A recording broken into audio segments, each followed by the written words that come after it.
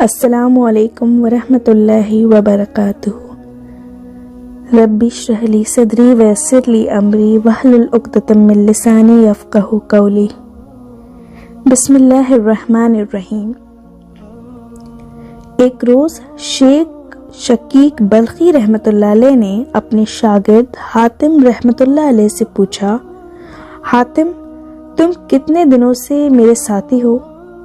تو حاتم رحمۃ اللہ علیہ نے کہا 32 برس سے۔ شیخ نے پوچھا، بتاؤ اتنے طویل عرصے میں تم نے مجھ سے کیا سیکھا ہے؟ تو حاتم رحمۃ اللہ علیہ نے کہا صرف 8 مسئلے۔ شیخ نے کہا اِنَّ لِلَّهِ وَإِنَّ إِلَيْهِ راجعون، میری اوقات تیرے اوپر ضائع چلی گئی، تو نے صرف 8 مسئلے سیکھے۔ تو حاتم نے کہا استاد محترم زیادہ نہیں سیکھا اور جھوٹ بھی نہیں بول سکتا۔ تو شیخ نے کہا اچھا بتاؤ کیا کیا سیکھا ہے؟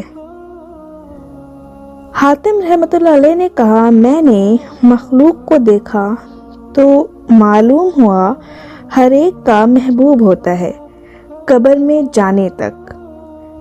جب بندہ قبر میں پہنچ جاتا ہے تو اپنے محبوب سے جدا ہو جاتا ہے، اس لیے میں نے اپنا محبوب نیکیوں کو بنا لیا ہے کہ جب میں قبر میں جاؤں گا تو یہ میرا محبوب میرے ساتھ قبر میں رہے گا۔ نمبر 2، لوگوں کو دیکھا کہ کسی کے پاس قیمتی چیز ہے تو اسے سنبھال کر رکھتا ہے اور اس کی حفاظت کرتا ہے۔ پھر فرمان الہی پڑھا، جو کچھ تمہارے پاس ہے وہ خرچ ہو جانے والا ہے، جو کچھ اللہ کے پاس ہے وہی باقی رہنے والا ہے۔ تو جو چیز مجھے قیمتی ہاتھ آئی اسے اللہ کی طرف پھیر دیا تاکہ اس کے پاس محفوظ ہو جائے جو کبھی ضائع نہ ہو۔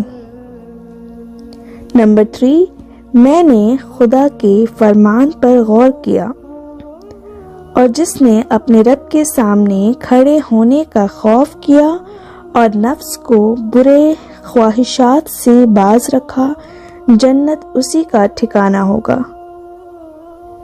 تو اپنے نفس کو برائیوں سے لگام دی، خواہشات نفسانی سے بچنے کی محنت کی، یہاں تک کہ میرا نفس اطاعت الہی پر جم گیا۔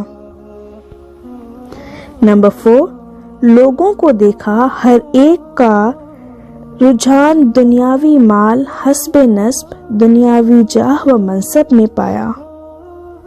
ان امور میں غور کرنے سے یہ چیزیں دکھائی دیں، ادھر فرمان الہی دیکھا۔ در حقیقت اللہ کے نزدیک تم میں سب سے زیادہ عزت والا وہ ہے جو تمہارے اندر سب سے زیادہ پرہیزگار ہے۔ تو میں نے تقوی اختیار کیا تاکہ اللہ کے ہاں عزت پاؤں۔ نمبر 5، لوگوں میں یہ بھی دیکھا کہ آپس میں گمان بد رکھتے ہیں، ایک دوسرے سے حسد، ایک دوسرے کو برا کہتے ہیں۔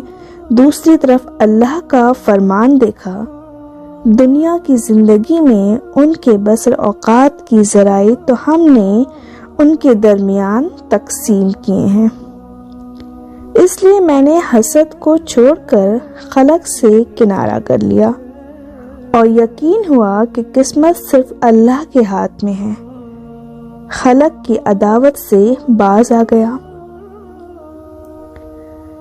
نمبر 6، لوگوں کو دیکھا کہ ایک دوسرے سے شرکشی اور کشت خون کرتے ہیں، اللہ کی طرف رجوع کیا تو فرمایا در حقیقت شیطان تمہارا دشمن ہے، اس لیے تم بھی اسے اپنا دشمن سمجھو۔